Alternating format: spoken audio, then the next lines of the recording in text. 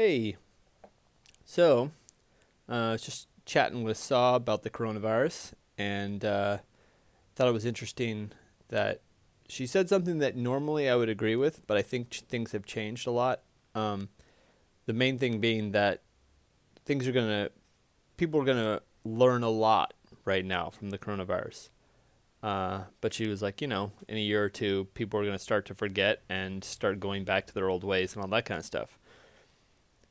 And while I think that is a common issue, when things aren't a problem, people will um, slowly move back to their status quo. I think it's a weird moment because we're kind of at the brink of new levels of automation. We're at the brink of just a lot of decisions on how technology moves forward becoming uh, pushed past humans, basically.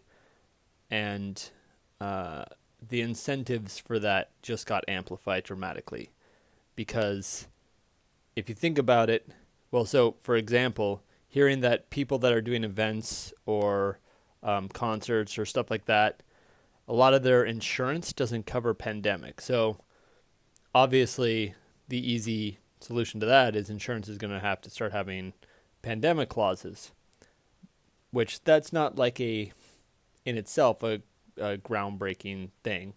Um, but I think it also is that's just an indication of what is happening right now. I think a lot of people are losing a lot. Like, I mean, obviously, just there's money being lost all over the planet in insane numbers. And it's going to be hard, not even hard. The thing that is the linchpin in that money disappearing in this moment is the fact that humans getting sick stops business, especially on this scale. And populations are going to keep being more connected as time goes on. So future viruses might have more ways to travel. Um, Not to mention there's viruses that are people are worried about being transferring to human that could be even worse than this. So uh, there is, I think, going to be a sudden shift of companies that were reluctant to make big corporate changes or adapt their thinking to uh, automate because it would change their infrastructure or something like that. I think are suddenly going to think very seriously about those things, and it's going to be a lot easier to sell things like having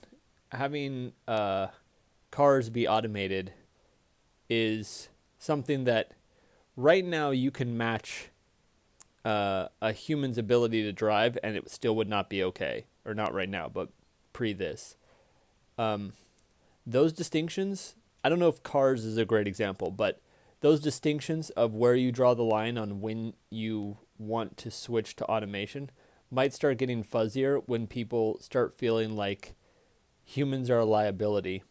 Um, and I think there might be more investment in automation. If people can, like before, the main thing was, well, if we, have a, this is a good example actually. Um, if you have a restaurant and you are wanting to not worry about a pandemic being an issue, you could, um, there's a thing called a robotic chef. It's these hands that are programmed to do certain tasks, whatever. Um, so to a restaurant, that might suddenly start being really interesting because I know restaurants are struggling right now because people aren't going out to eat.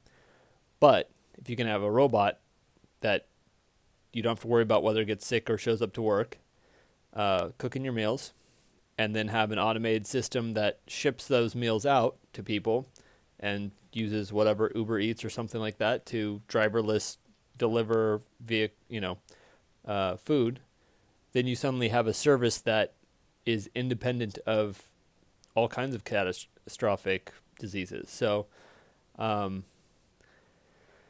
and that's just there's a lot of those kinds of things out there that are um, kind of early days technologies, or not even early days, but like you have to convince someone to buy this technology because people are like, it's just easier to hire some dude to cook, what if that thing breaks down? I don't know what to do with that. Well, that concern becomes less impactful when you realize, having to deal with a breakdown occasionally might be an issue, or it might not, depending on what the service of the thing is. But having your entire company not make any money for months on end because of a virus suddenly is like, okay, that's a much bigger liability than having to fix a robot arm, you know? Not to mention, if that goes down, your expenses you're not, depending on what the situation of the facility is, you may not be having to worry about as many costs being burned through as if you have a staff. So anyway, I think it's really interesting to see how this is going to change people's thinking. I think what I'm talking about right now is a pretty specific area of how people's minds are going to change. But I think there's going to be a huge lasting impact to all kinds of industries after this, because this is not a thing that people have had to consider in the past, and suddenly making services that don't need people to be breathing on each other are going to flourish or do better than situations where people have to be around each other. And situations where people do have to be around each other are probably going to be more adaptive and more open to changing their business model to make it so they don't get in the same situation. Anyway, I just thought that was interesting to think about, because this is like, the first time that I've ever, I know there's been crazy diseases over centuries and whatever that have had giant impacts on society, but I've never seen a situation where, Italy's a ghost town and or ghost nation, and also at that same time, we just have technologies on the brink of replacing people in all kinds of different ways, and it's going to be interesting to see how much of a catalyst this is for that. All right. Anyway, I'll talk to you tomorrow. I'm probably going to, my friend Travis asked a question about another art question that I'll probably talk about tomorrow if I don't get inspired by coronavirus stuff again or something. All right. Talk to you later.